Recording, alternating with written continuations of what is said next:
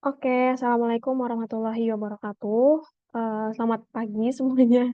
Jadi udah lama sih gue nggak fokus ke dunia bisnis ya, karena memang banyak hal yang terjadi menjelang KLC ini karena sudah terasa. Ini bukan program give back sih. Dalam artian kayak gue ngerasa apa ya, ide-ide yang gue pernah sampaikan dulu tuh bukan gue doang kan yang mencetusnya. Kan faktornya banyak tuh dari Allah bisa. Karena Allah juga yang memberikan akses ke kita nih, kayak ngelihat, lingkungan sekitar, bisa otak kita bisa mikir buat membuat strategi dan solusi dan lain-lain. Jadi kita sharing-sharing aja gitu. Toh nanti kalau misalnya teman-teman mau make buat solusi ke depannya, semisal nanti case-nya sama ya monggo-monggo aja, soalnya memang ini, random banget dan tentunya guys pakai perspektif Gen Z kayak gitu. Nah, di video bedah bisnis case kali ini, aku pengen ngejabarin salah satu challenge pemasaran di bidang non-bisnis, yaitu di institusi pemerintahan yaitu Polri. Jujur pas pertama kali ikut ini sih sebenarnya FOMO awalnya, karena kan memang ini tuh eventnya tahunan, terus kan cukup prestis ya. Namanya itu Jakarta Marketing Week. Biasanya itu kalau secara annual diingatnya sebagai Wow Case Competition. Nah itu beragam tergantung mitra dari si marketeersnya. Marketeers tuh kayak panitia utamanya ya, konsultan pemasaran yang dia itu pasti gandeng tangan sama institusi yang membutuhkan solusi marketing terintegrasi. Khususnya kan sekarang tuh utamanya populasi yang disasar sama bisnis atau entitas itu adalah teman-teman Gen Z kayak gitu. Di sini alhamdulillah nggak menang. Maksudnya spesifikasi menang tuh kayak dapat duit yang kayak jadi award di tiga besar enggak. Tapi karena memang ini qadarullahnya difasilitasin sama negara gitu ya istilahnya. Aku nggak tahu sih faktanya seperti apa, cuman jujur dari PP Jogja ke Jakarta, terus juga biaya hotel dan biaya makan alias biaya jajanan gitu itu tuh sudah terfasilitasi. Jadi enak banget sih. Aku baru tahu ada hal kayak gini gitu. Gitu deh. Jadi kita bisa naik pesawatnya dibayarin gitu loh sama panitianya. Gitu deh. Pokoknya seru banget. Menurutku kalau emang teman-teman masih ada semester, waktunya lowong ya. Daripada kita hal-hal apa ya menarik ini tidak kita coba, ya udah kita gas aja gitu. Nah, jadi pertama ini aku bakal share main case-nya. Jadi main case-nya itu adalah babak pertama. Jadi babak pertama ini adalah hal yang membuat kaget. Sebentar aku matiin dulu WA-nya soalnya agak kurang ini ya. Sebentar. Oke. Jadi di case kali ini di babak penyisihannya tantangannya banyak gitu kan.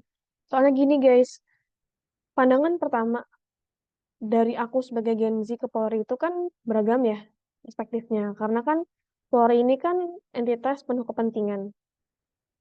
Maksudku dalam artian pasti tuh ada penugasan-penugasan Polri itu yang diarahkan oleh pihak tertentu. Dan kadang memang tidak sejalan sama rakyat, kayak gitu.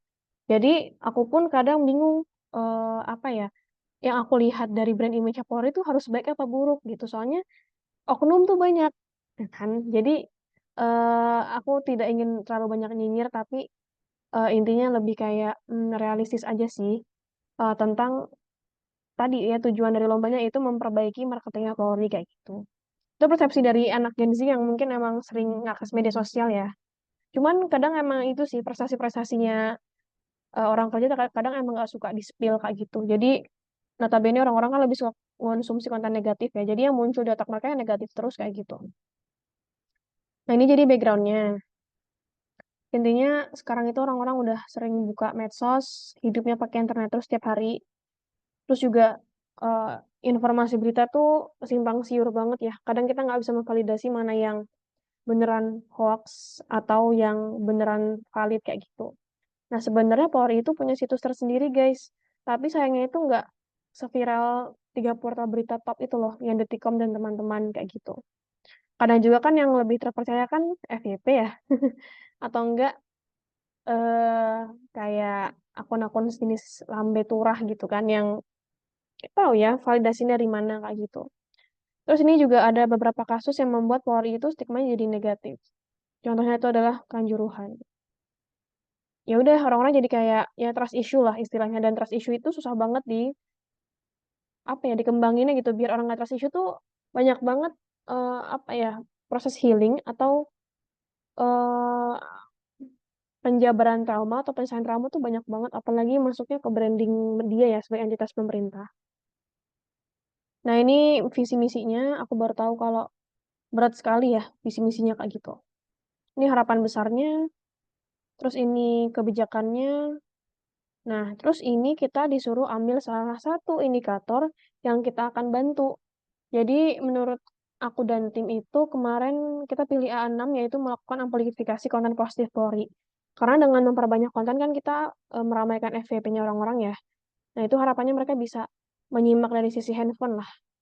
Karena mereka kan kadang apa ya nggak melihat kebaikan orang gitu. Ya tadi yang viral-viral di Instagram atau di media sosial lain tuh kebanyakan yang negatif kayak gitu. Jadi prestasinya harus bener-bener dipamerin lah. Gitu, ini banyak sih pilihan-pilihan lain.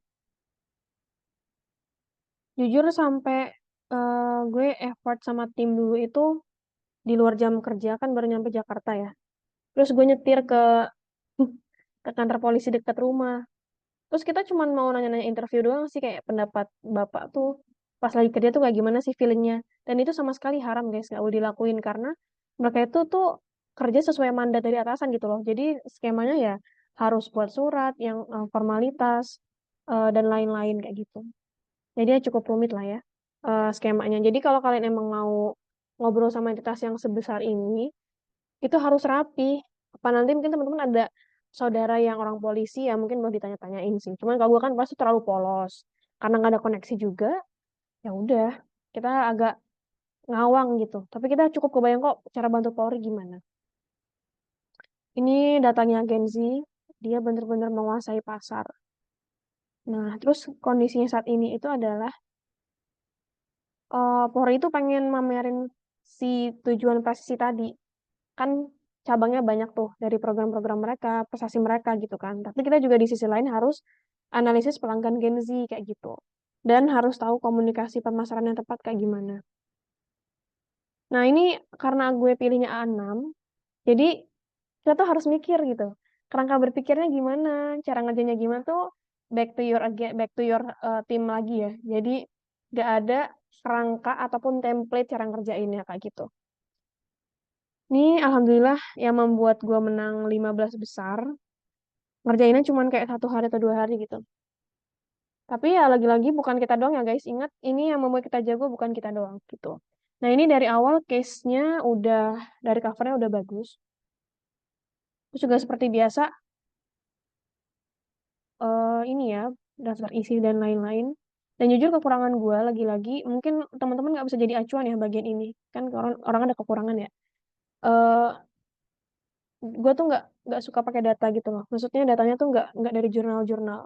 Kadang karena kalau ini sifatnya pitching atau waktu yang singkat tuh, gue dan tim tidak menyisakan waktu buat riset. Tapi kalau untuk berita, iya. Cuman kalau untuk data-data yang dari jurnal dan lain-lain, gue masih ngelatih. Padahal itu kan kayak bekal skripsi ataupun bekal karya ilmiah yang lainnya harusnya idealnya seperti itu. Nah ini judulnya 3R, bergampang diingat kayak gitu. Jadi kita mau menggunakan konsep 3R. Yang pertama R-nya itu adalah relation hubungan. Jadi gimana caranya kita memperbaiki hubungan dengan masyarakat. Tapi bukan kayak offline gitu, kayak maaf ya gitu, enggak. Tapi tadi ya, dengan mengawali kesadaran Polri, menciptakan press conference, conference release tentang apa yang terjadi gitu kan. Terus juga mungkin ada dialog publik. Jadi misalnya kita bisa membuat skema, ada influencer ngobrol sama polisi kayak sebenarnya apa sih yang terjadi supaya orang tuh jadi tabayun gitu. Karena kadang nama juga media ya sebagai entitas bisnis pasti dia juga punya pandangan untuk untuk menciptakan lebih banyak profit jadinya orang yang harus ke media sosial gue atau situs berita gue tuh harus banyak. Caranya adalah selain memasang iklan juga memasang headline berita yang menarik ataupun konten-konten yang sebenarnya sebenarnya belum valid ya karena tentunya bisnis-bisnis tadi juga media tadi itu pasti ada kepentingan-kepentingannya kayak gitu. Nah, ini rebuilding juga ada pemulihan. Jadi orang yang trauma ini, masyarakat yang trauma mendengar beritanya Polri ini nanti di healing gitu. Sama retention. Gimana caranya mereka, masyarakat ini setia dengan ya minimal lah berita dari Polri. Sebelum mereka jatuh cinta dengan Polri. Karena posisinya gini loh, lu abis dapat informasi tentang doi ini jelek banget. Tapi gimana caranya lu baikan sama dia dan kayak menganggap dia ya dia teman yang baik kok sebenarnya itu kan kayak prosesnya banyak tuh, dan lama sekali. Itu analoginya sih. Oke, jadi ini ada ini alhamdulillah teman gue ada yang membackup, dia suka membaca ya, guys. Hipotesa awal itu nggak terlalu ngaruh ke Gen Z ya, karena memang Gen Z itu kan kita harus tahu kebutuhannya Gen Z dulu gitu. Misalnya mereka itu kebutuhannya apa utamanya. Misalnya pertama itu dari diri dulu ya mulai mental health dulu. Karena mereka lagi ada di masa peralihan dari remaja ke dewasa, punya tanggung jawab yang besar. Itu kadang yang ramai itu di eh, konten mental health. Terus juga dalam periode ini, misal nih si marketingnya si Porni harus pintar gitu kan. Oh ini menjelang pemilu, apa ya yang kita harus buat untuk mereka itu suka dengan Polri gitu kan. Nah itu kita harus tahu psikologisnya orang-orang Gen Z. Tuh, kalau yang gue pelajarin dari asrama ya, ketika kita buat acara buat Gen Z itu kalau belajar mereka tuh nggak suka cuma lo kasih teori doang. Jadi mereka tuh sukanya di plotting di diskusi, jadi biar mereka tuh mikir gitu. Misalnya, itu sih. Nah ini riset, ada Google Formnya, nanti teman-teman silakan akses PDF-nya kalau mau. Jadi intinya, banyak banget yang nggak pernah akses medsosnya Divisi Humas Polri kan nggak menarik ya. Kita coba membuka aibnya Humas Polri dulu. Bentar ya guys. Aku pause share dulu. Bentar. Kita coba mengkritisi ya guys, tapi em gue bukan untuk menjelekkan entitas ya. Gue sebenarnya takut sih ngerekam ini, cuman informasi A1 ya, ada yang pakai walkie-talkie nggak lah ya. Ini buat belajar aja Pak, Pak Ibu. Mohon maaf banget kalau saya kurang akhlak ya di sini. Nah ini kita coba lanjut share screen. Bentar, tadi share dulu.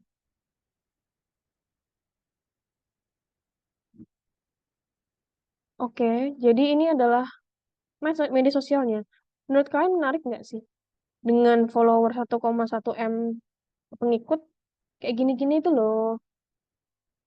Padahal kan orang itu, apa ya, mainnya kan di live, di volume volume video yang sangat-sangat singkat, dan lain-lain, kayak gitu. Terus juga, kayak apa ya, sepaneng gitu. Ini nih. Jadi nggak relate gitu. Teman-teman bisa lihat behaviornya konsumen tuh dari komentar-komentar ini. Kadang-kadang justru pejabat yang bikin hoax. Nggak berlaku untuk bapak-bapak dan emak-emak FB. Lagi happening film Dirty Food nih. Gitu. Jadi nggak ada saluran channel untuk komunikasi gitu.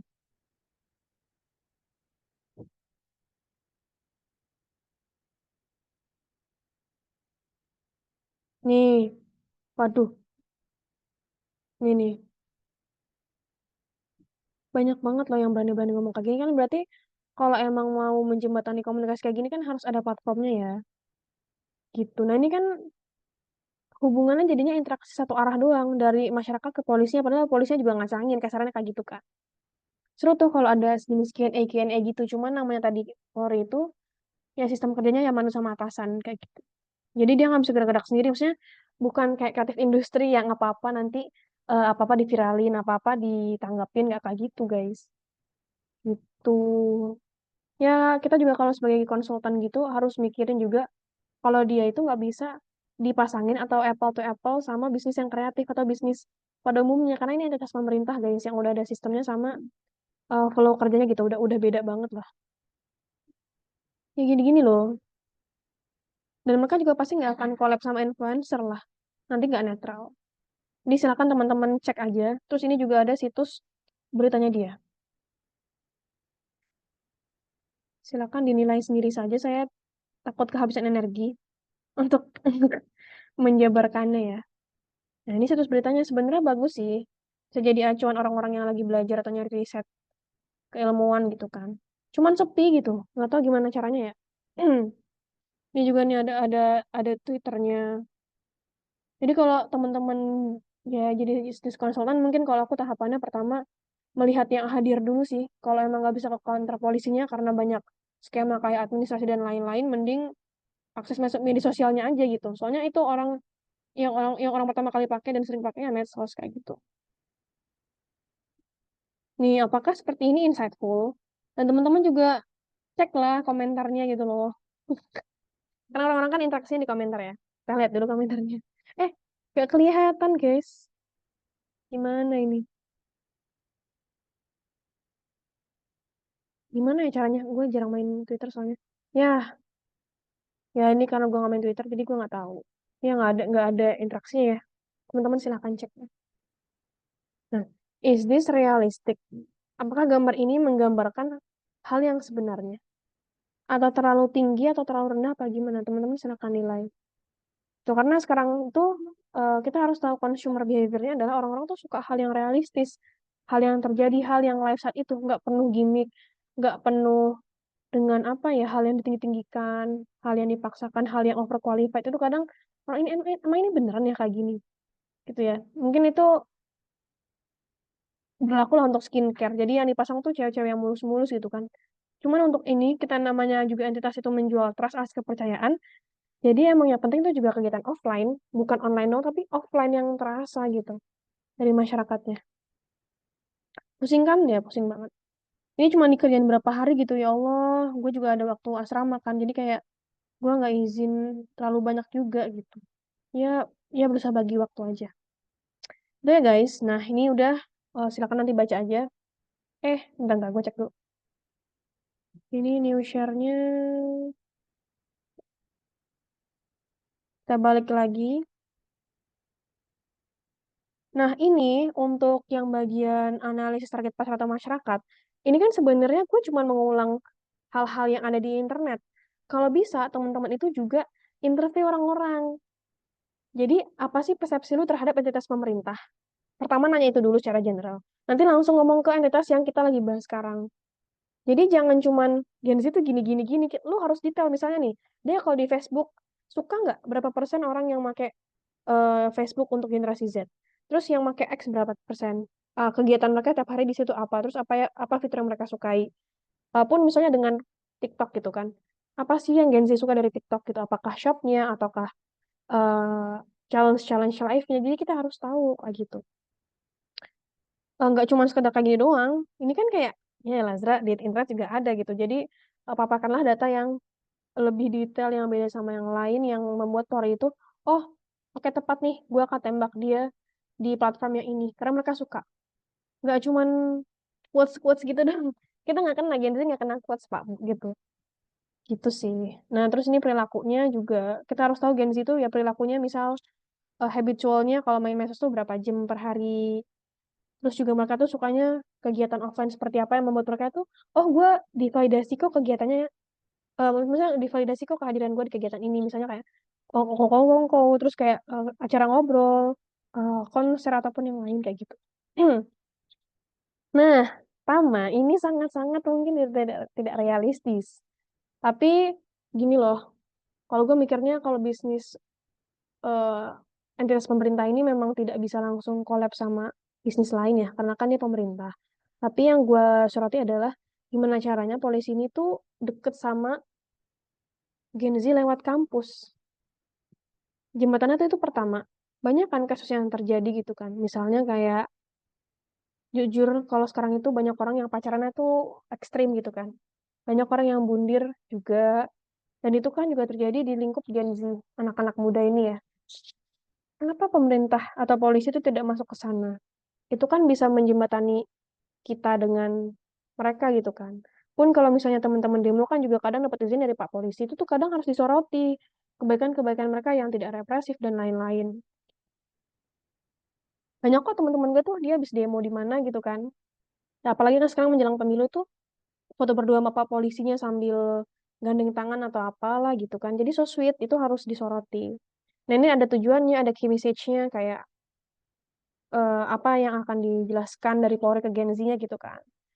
Terus juga ya bisa sharing tentang profesi atau praktisi karena kan nggak semua Gen Z kan mau jadi orang karyawan budak korporat gitu kan. Tapi ada juga yang mungkin pengen jadi eh, anggota kepolisian dan lain-lain itu tuh bisa ada platformnya gitu kan. Terus juga kerjasama sama aktivis kampus. Jadi nanti in case di kampus ini banyak kasus aneh-aneh gitu kan. Radikalisme, miras dan lain-lain. Nah, polisi tuh ya ikut ikut ikut serta gitu nemenin kita gitu. Nah, KPI-nya seperti ini. Ini juga ada A Day in My Life as Polri. Sebenarnya ini agak tapi tujuan utamanya sebenarnya lebih mengamplifikasi konten digital positif tadi ya. Supaya mereka tahu sebenarnya lu tuh kerjanya apa sih? Karena kan persepsi kita kan baik aku orang awam ya Bapak Ibu. Ngejalanin apa jalan tapi kan sebenarnya Polri kan lebih berat lagi kan amannya nggak kayak gitu doang gitu karena ada saudara gue juga yang bertugas di kepabeanan dan cukai juga dan nangkepin penjahat serem-serem gitu jadi itu seru sih untuk disimak orang-orang bahwa oh kerjaan dia tuh tidak semudah itu dan kerjaan itu tidak hanya cuman di korporat saja kayak gitu kan Gen Z kan butuh pandangan ya karena emang enak gitu loh kadang kita di medsos emang seringnya menikmati kehidupan orang lain kayak gitu. Terus juga Kreapol tuh konten kreatif Gen Z dari Polri. Konten kreatif Gen Z dari Polri. Ya, ya Polri collab lah sama aktivis-aktivis anak muda ini yang lagi jadi acuan ya. Gitu. Tadi yang gue bilang ya, Polistox. Jadi kayak misalnya, itu loh kayak film 86 di net dulu. Kan lucu ya. Kadang gerebek orang lagi berduaan di mobil, kadang gerebek orang lagi aneh-aneh gitu kan. Itu lucu sih, somehow. Tapi kalau untuk Gen Z, TV kan udah jarang dilirik ya. Ya gimana caranya tuh bisa jadi short content kayak gitu. Nah ini retention, gimana caranya mereka semangat itu lebih kayak pengayoman Polri di event besar Gen Z. Jadi event Gen Z ini kan banyak ya guys, mungkin utamanya seperti konser kayak gitu kan. Ataupun kemarin yang gue bilang mungkin demo yang gue lihat secara offline gitu. Nah itu pengayomannya harus maksimal gitu kan. Ya banyak posko siaga terpadu, terus juga jangan lupa itu juga diupdate di media sosial. Karena utamanya adalah tadi publishing kayak gitu. Oke, jadi ini juga ada SIDAPOM, Sistem Data Problem Masyarakat. Gue benchmarknya agak radikal juga nih. Gue benchmarknya sama Halodoc gitu kan. Kan Halodoc kan banyak yang konsultasi. Aduh, gue sakit ini gimana ya baiknya gitu kan. Cuman karena di sana tercipta dialog, ada juga yang memberikan rating kayak, oh, respon dokter ini seperti ini bagus. Jadi itu trustnya orang untuk telemedicine tuh naik tuh. Karena orang kan apalagi di kota ya, mungkin nggak semua orang pengen CareS ya. Mereka pengen konsultasi via online lagi sama dokter. Nah ini bisa nih ngomong sama Halodoc. Ya udah deh gue benchmarking buat Polri tapi kayaknya kurang pas sih karena masalah Polri tuh bener-bener Ipolek Sosbud Hankam tuh kayaknya nggak cukup deh. Kasusnya emang random-random banget kayak gitu.